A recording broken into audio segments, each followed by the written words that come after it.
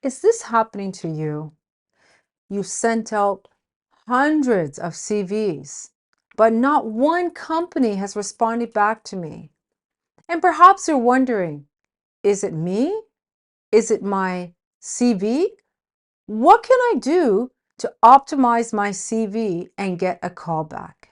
My name is Natasha Valentine, and I'm so happy to be with you today to discuss how can you optimize your CV.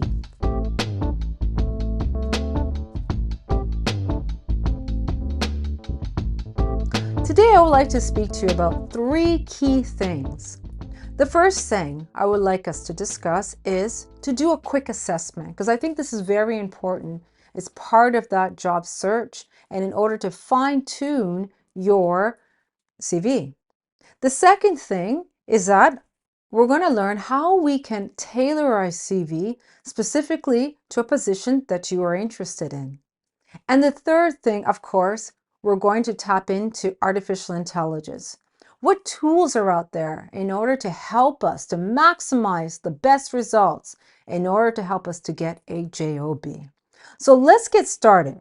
But before we jump in, this would be a great time for you to go and retrieve your CV. Go and retrieve that resume so we can work together, so you can make those notes so we're not wasting any time. Fantastic. So the first thing I said that we're going to do is to assess, where are you? And this is a critical question, because if you don't know where you are, how are you going to know where you want to be? So I would like you to take the time to really assess, what are you looking for? What are your goals? Do you want to work in Europe? Are you looking for work in North America? I don't know what your goal plans are, but you need to find that out. And why is this so important? It's because each country has different rules and requirements. So in order to making sure that you're fulfilling those requirements, you need to learn about them. So take the time to really think, where do I want to look for work? I'll give you an example. If you're looking for work here in Italy, you want to make sure that you put a disclaimer at the end of your CV, giving a company to even process your information. If you're looking for work in North America, and maybe you're thinking, well, you know what, I'm going to put my picture on there, I'm going to put my birthday on there. Well, that probably would not be the best strategy. So think about that. Where are you? Now, take a look at your CV or your resume.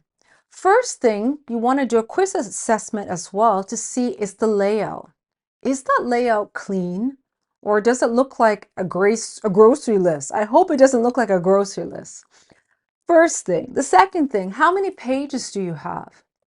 Now, depending on what you're looking for, you might want to kind of tailor that down to maybe 1 or 2 pages. Again, it all depends on that final destination. If your final destination is to work in an academic field, well, most likely you're going to need a CV, and it will be more than 2 pages. So please do your due diligence. Other things to think about when you're looking at your CV.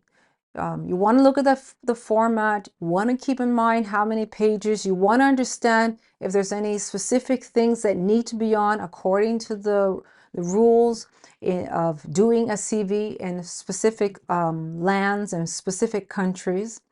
Other things you want to think about as well too when you're looking at your CV is, what about the title of it? What do I mean by that? I mean your professional title. What are you looking for? You might just be having your CV right now, and then you just put all your information that you've worked in marketing, you worked in finance, and then you did a little gig somewhere else. Okay, that's fine. But you want to help a hiring manager and a recruiter to understand, what's the target? What are you looking for?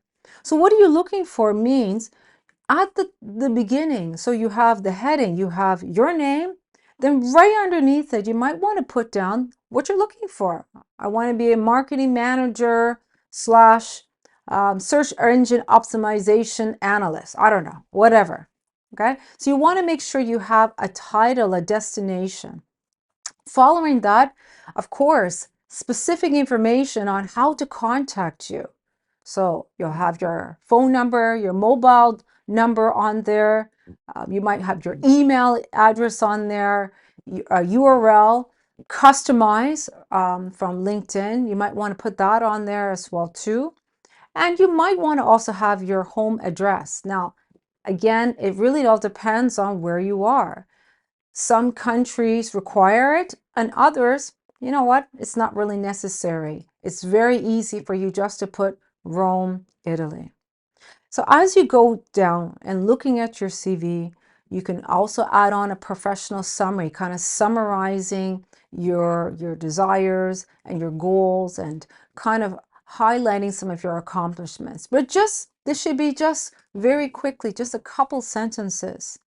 From there, you might want to highlight some key skills. Again, we're going to touch upon this. What are the key skills in your industry?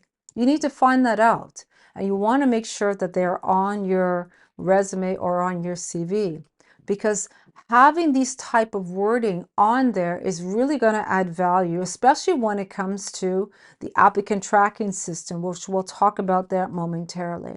So on the slide, you can see there are two different CVs. The one to the left, John Smith, yeah, it's okay, but can it be a little bit better? What is John Smith really looking for?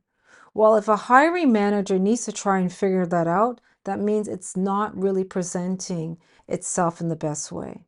But if I draw your attention to the other side, now this format is really, really nice because it's laid out very clean. It's easy to understand what this person is looking for. And most importantly, if you follow this way, it would be ATS friendly. And that's the goal, that you want to be able to write your CV so that if an organization has an applicant tracking system, that if you have any graphs, if you have any charts on there, some systems might have a problem with it, hopefully not, but we want to err on caution. So it's better to have a format in this way that it's easy on the eyes, applicant tracking system friendly, and just overall it presents well. So am I saying for you to throw out your fancy CV that you put a lot of work on, you have graphics on there? No, I'm not saying that. But what you can do is you can demonstrate your creative ability and show it to a hiring manager if you have an opportunity to get in for an interview. So this is my recommendation in terms of the format that you can use. Have one that is more traditional. Then if you need to jazz it up, have that one ready as well to present that to the hiring manager. Then for the body of your document, of course, you can discuss your professional experience, and most likely you should put the most recent experience that is on there, and then discuss the things that you are able to accomplish in that role, that you're able to achieve. So action-packed words should be on there in order to demonstrate what did you actually do and how did you help an organization. Your education can come after, or any additional training that you might have accomplished as well, or you're doing as well. So for example, it might have been Rome Business School that you have achieved your master, and now you're ready to find work in that specific field. So again, take the time to do a little bit of a research to understand where I am, where I want to be, and making sure that document is clean. Let's go on to the second thing, very important, regarding tailoring your CV to what? That's right, the job posting. So what does this mean? So here's another exercise for you. I would like you to go online, find something that you might be interested in. You might find maybe 2 job postings in order to understand what type of language is your industry that you're interested in. What are they using? Once you've seen that, what you need to do is to kind of match the language that is used on that job posting. You want to incorporate it to your resume or to your CV. So how can we do that? Well, we can use a variety of tools, of course, that are online, and that will show you what you can do. You could read through it and try to pick out the most important keywords that are on there and making sure they're on there. Now, I'm not saying that you should lie. I'm not promoting that at all. But what I am saying is that you want to have those keywords because it brings us to the next area, the ATS system, which is the Applicant Tracking System. Some organizations, or I should say actually many organizations today, do have an applicant tracking system, which basically means that when you submit your CV or your resume to an organization, computer now is taking that information and putting it into their system. And when a hiring manager talks to HR or talks to one of their representatives and says, I'm looking for a marketing manager, for example, with these specific skills, well, they'll be able to tap into this system to see if they have anything on their database. And hopefully they'll be picking up your CV or your resume because you've done things properly. So we want to be able to use a applicant tracking system friendly resume or CV. So how are we going to find those key words? We could do it ourselves, of course, but most likely majority of us are going to use some tools, which brings us to the third part, which is using AI tools. Now, how many of you are using ChatGPT? I bet 99.9% of you are using ChatGPT, which is fantastic because this is a great way in order to optimize your time and your energy in order to make a fantastic resume and CV. So going back to this job posting that you found, you try to look at it and you're thinking, well, I understand some keywords, but I just want a bit of confirmation on that. You could take that job posting, copy it, put it into ChatGPT, and ask ChatGPT to please read this document and pull out the key words that are relevant for this particular position. What are those key words? Make a list of 5 keywords, and ChatGPT will do that. There are many things that you can do. Many ChatGPT prompts, like for example, if you want to understand how you measure up towards that job posting. Again, you go back to that job posting, you take up your resume or your CV, you copy the posting, put it in ChatGPT and ask it to read it. You tell ChatGPT, I want to ensure that my CV or resume incorporates key terminology from the job posting. Highlight the items that I might be missing. And of course, you're going to paste your CV or your resume. And voila, bang, it's all done for you. Other things that you can do, there's a variety of prompts that are on there. So I'm not going to go through all of them, but I'm going to give you a little homework for you to check and see what prompts would be beneficial to you. So keep in mind, this is ChatGPT, right? Chat means back and forth. So if you're not getting the results that you are anticipating, try it again. Adjust your wording. Be more specific in your approach in order to really get the results that you're looking for. Another thing that you could do as you're going through, you're looking at your CV, maybe your experience section, you're saying, you know what, I need to kick it up a notch a little bit. What can you do? Let's go back to ChatGPT. And you can say, update the experience of the section of my resume to make it sound more actionable. And then copy paste your resume. Voila.